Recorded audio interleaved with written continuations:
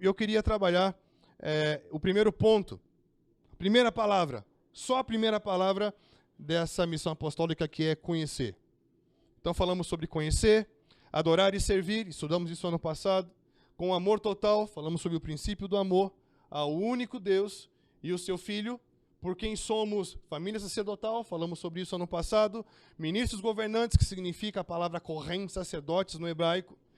Corpo vivo, casa espiritual, para a habitação de Deus e manifestação do seu reino de justiça sobre a terra. E no nosso caso, sobre o nosso perímetro, sobre o nosso território, sobre a nossa jurisdição, sobre aquilo que o Pai nos deu direito para atuar sobre com justiça. Estão entendendo? Se ele te colocou dentro de um escritório, se ele te colocou dentro de uma sala de aula, se ele te colocou dentro de um negócio, dentro de uma quadra, dentro de um bairro, uma rua, um condomínio, ele está nos dando o direito de poder intervir nesse lugar com justiça. Isso é viver e respirar uma missão apostólica. E como desenvolver uma missão apostólica? Primeiro, tem a ver com conhecer a Deus. Porque conhecendo a Deus, nós conhecemos a sua missão. E eu queria que você fosse comigo para Mateus capítulo 16. Aqui é um contexto que fala em que fariseus e saduceus estavam pedindo para ele um sinal vindo do céu. Eles eram puritanos, separatistas e conheciam muito das escrituras, da Torá, da lei. E os saduceus eram um partido de linhagem sacerdotal, muito politizado. Então, para manter a influência do poder sacerdotal, eles fizeram aliança com o Império Romano. Então, eles tinham muita influência política por causa da aliança. Para manter a posição que antes era por causa da função sacerdotal, agora era por causa da aliança com política, que deu a eles posição, mas sem cumprir devidamente a sua função. Então, eram homens que estavam, de certa maneira, desconectados e por isso estavam pedindo para o próprio verbo de Deus encarnado um sinal vindo do céu. Então, o que Yeshua fala é que eles não conseguem discernir os sinais dos tempos. Eles sabem ver as coisas naturais, ou seja, se vai chover, se não vai chover, mas não conseguem perceber o tempo.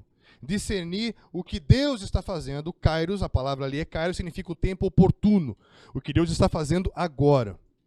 E aí os discípulos são alertados contra o ferimento dos fariseus, que tem a ver com a dúvida, a incredulidade, a incapacidade de perceber, de ler, e o ferimento, a gente sabe que não é algo que você coloca muito. Coloca quanto? Muito pouco. E ele muda toda a forma daquilo que está sendo feito. E aí, de repente, nesse ambiente, ele chama os seus discípulos, que aqui eu quero chamar a tua atenção, a partir do versículo 13. Sempre quando vocês forem ver um momento em que Yeshua for ensinar algo, ou um momento que vocês percebem que ele fez uma ação miraculosa ali, num lugar, eu tenho falado para vocês, preste atenção na região. Nós vamos falar um pouco mais sobre isso semana que vem, quando eu falar sobre a iniciativa apostólica, né? Que fala de percepção territorial, de lugar, de onde você está, o que se move naquele lugar. E como exemplo disso, seria interessante vocês pensarem junto aqui, por que ele saiu daquele lugar em que ele estava com saduceus e fariseus, um lugar em que ele estava sendo questionado, se ele era mesmo quem ele afirmava ser, porque ele não deu um sinal para que as pessoas pediram para provar quem ele era. Estão entendendo? Então as pessoas continuaram duvidando de quem ele era. Por isso que ele fala, cuidado com esse ferimento. Cuidado com essa dúvida. Cuidado com essa insegurança. Estão entendendo? Porque ele não quis provar para as pessoas quem ele era. Quando alguém quer provar para alguém quem ele está provando que não sabe muito bem quem é. Ou não é? Como ele sabia quem ele era, ele não precisou dar um sinal, porque ele era. Independente daquelas pessoas crerem ou não crerem, ele era. E fala, cuidado com o ferimento. Essa dúvida, essa incredulidade, essa falta de perspectiva, de entendimento e de discernimento não pode ter nem um pouquinho no meio de vocês. E chama eles e se retira para essa região de Cesareia de Filipe, que, se você for estudar, tem duas coisas extremamente interessantes nessa região. Primeiro, que essa região fala de um lugar onde está a fonte, a nascente do Rio Jordão. E a nascente, uma das nascentes, que seria uma fonte do Rio Jordão, está aos pés do Monte Hermon. Aí você vai começar a perceber por que ele fala de rocha, porque ele fala de pedra. Estão entendendo? Porque ele foi com os seus discípulos para os pés de uma montanha, de onde nascia a fonte de um rio extremamente relevante, que era o Rio Jordão. E aí, nesse lugar, ele pergunta para os seus apóstolos, ou seja, homens que estavam debaixo de uma missão. Estão entendendo isso? Homens que estavam debaixo de uma missão. Homens que agora não tinham mais, espera aí que eu vou resolver minhas coisas e já volto para a missão. A vida deles era a missão. Tudo estava dentro da missão. Tudo era para cumprir. Tudo que fazemos é para cumprir a missio Dei, ou seja, a missão de Deus. Você vai começar um negócio. Para quê? Por quê e para quem? Vou me casar. Por quê? Para quê e para quem? Vou me formar. Por quê? Para quê e para quem?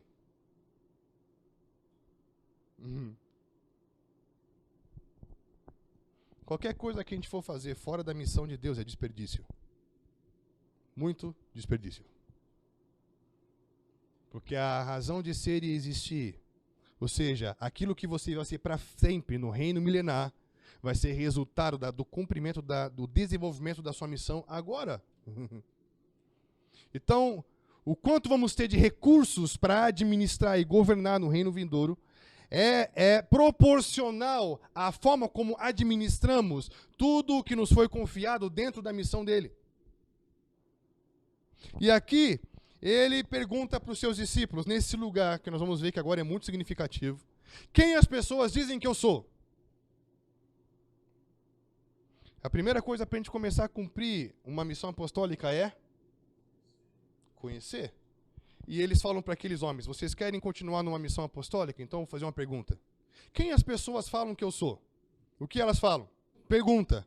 Alguma coisa do que eles estavam falando estava fora das Escrituras?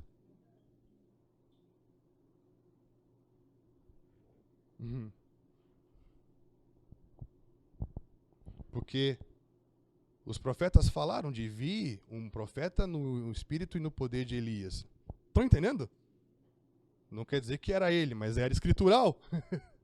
Tudo que esses homens estavam falando não eram coisas absurdas, não eram coisas erradas, não eram coisas contra o propósito. Porque o que nós vamos entender, e já estudamos muito sobre isso o ano passado, que o conhecer a Deus não está limitado ao quanto eu sei sobre Ele. A primeira vez que aparece o verbo conhecer nas Escrituras está em Gênesis 4, que fala que Adão conheceu Eva. E nós sabemos que o que eles fizeram ali foi uma coabitação, uma relação sexual. Eles se tornaram uma só carne, eles se ligaram. Nós vemos que esse verbo aparece no grego de novo, quando José declara em Mateus que José não conheceu Maria enquanto ela não concebeu Yeshua. O que eles não fizeram? E Paulo fala em Coríntios que assim como um homem que se une a uma mulher se torna uma só carne com ela, um tipo de união, aquele que se une ao Senhor se torna um só espírito com Ele. Então isso é conhecer. Por isso que nós falamos de amar ao único Deus e o seu Filho. Por quê? Porque João 17 fala que o que é a vida eterna? Que conheçam a Deus e o seu único Filho verdadeiro, que foi enviado por nós. Nós já sabemos que o conhecer não tem a ver com o quanto eu sei, mas o quanto eu sou um com Ele. E sabemos que ser um com Ele compromete tudo. Por isso que a missão, ela fala de totalidade. Porque a missão é para quem? A missão é para quem conhece. E quem conhece é o quê? É um com Ele. E o conhecer traz implicações na nossa estrutura de conceitos, de valores, nossa estrutura emocional, nossa estrutura intelectual, nossa estrutura espiritual. Estão entendendo? E interessante é que de tudo que eles falaram, nada estava errado, mas nada era o que realmente deveria ser. Vou falar de novo. De todos os conceitos que eles tinham, nada estava errado, porém nada estava batendo. Já teve essa sensação de você saber muito e nada do que você sabe está errado, mas de tudo que você sabe, nada está batendo com o tempo que você está vivendo?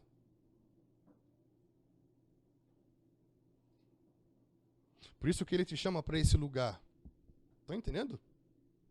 E por isso que nesse lugar ele vai perguntar o que se falam. O que você recebeu do seu pai? O que você ouviu de Terá, Abraão?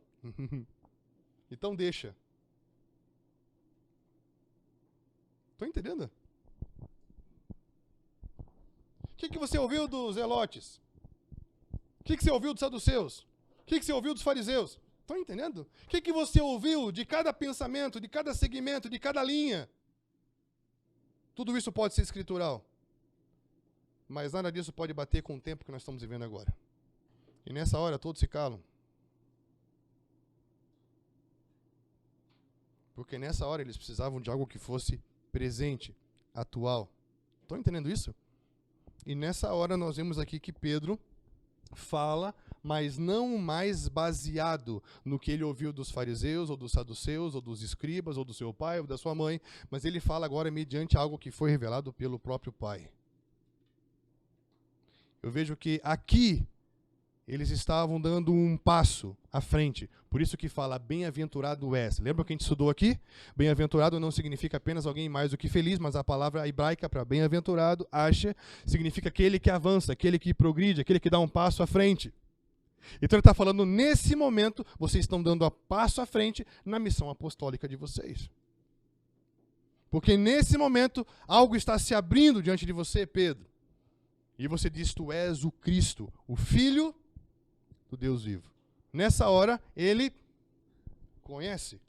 Nessa hora, algo se abre diante dos seus olhos. Nessa hora, há uma declaração sendo feita por meio do Espírito, que não vem nem da carne, nem do sangue. Ou seja, não foi algo que ele falou porque alguém falou.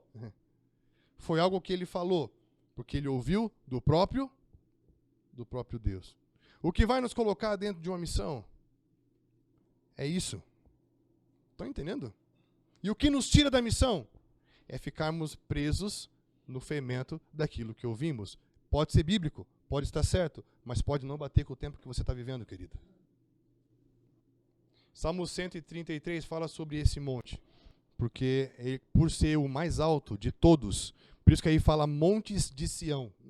Porque Sião, primeiro, foi uma fortaleza conquistada por Davi, depois ele construiu uma cidade, a cidade de Sião, cidade de Jerusalém, e toda aquela região que é envolvida por montanhas passou a ser conhecida como uma região que é região de Jerusalém, que seriam os montes de Sião, que estão em volta de Sião. E o Hermon é e o maior, que em cima dele, alguns historiadores falam que é como uma coroa de gelo brilhante, que o orvalho que cai em volta dessa montanha é como uma chuva. E fala de um lugar abençoado, porque chuva na Bíblia tem a ver com o favor de Deus, quando Deus abençoa a terra para que ela seja plantada e para que haja colheita. Então o lugar onde Deus ordena, bênção.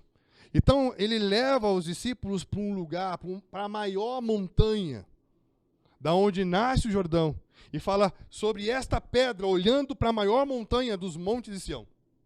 Estão entendendo? É como eu sou a montanha. E fale, tu és Pedro, que é Pietro, que significa uma pequena pedra. Uma montanha tem o quê? Pedras. Eu sou a montanha, você é a pedra. Estão entendendo? Você entendeu o que eu sou? Eu estou dizendo onde você está. Você está em mim. Estão entendendo? Eu estou te colocando dentro de uma missão apostólica. Mateus 17:1. Isso. 6 dias depois, tomou Yeshua consigo a Pedro. Que monte é esse? O mesmo lugar que ele perguntou quem você disse que eu sou. Estão entendendo? O lugar que ele fez uma declaração por revelação foi o lugar que ele viu, de fato, ao ponto de querer construir 3 tendas e ficar ali para sempre. O que eu estou falando é como o conhecer a Deus vai aumentando no meio de uma jornada apostólica. Estão entendendo? Como o conhecer a Deus vai aumentando à medida que você está dentro de uma missão apostólica. Porque primeiro, pergunta o que falaram para você. É certo, é escritural, mas pode não bater com o tempo que você está vivendo. Segundo, pergunta quem você diz que eu sou. Quem vocês dizem que eu sou? Nessa hora ele fala por meio de revelação. Revelação é quando há um desvendar do Espírito, pelo Espírito, em que falamos algo que transcende a nossa razão e o nosso intelecto. Falamos por uma inspiração, por um desvendamento. E Cristo reconhece isso. Você não está falando com base em tudo que você já ouviu. Você está falando algo que o Pai está comunicando para você. Você entrou no caminho de conhecer quem eu sou. Sobre esta revelação de que eu sou ungido, o enviado de Deus, eu te coloco dentro da missão apostólica. O que é ungido? O enviado.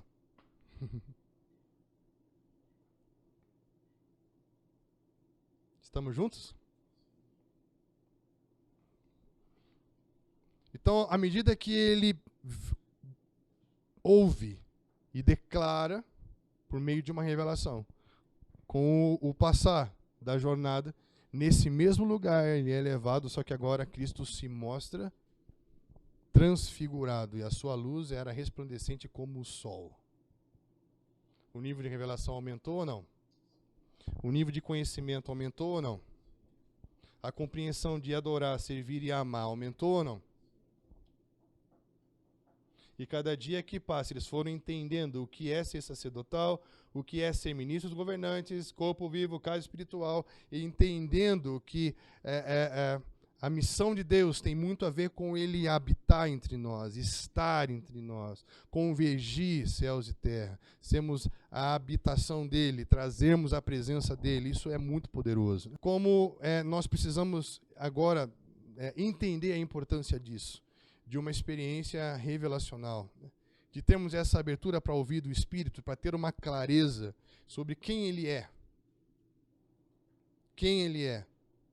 Algo que vai começar a se abrir para você, na sua estrutura de entendimento, e logo vai se tornar uma experiência marcante, que vai desencadear em você uma vida de adoração e uma convicção de que Ele é o Messias, e você vai querer colocar a sua vida e habitar nesse lugar para sempre.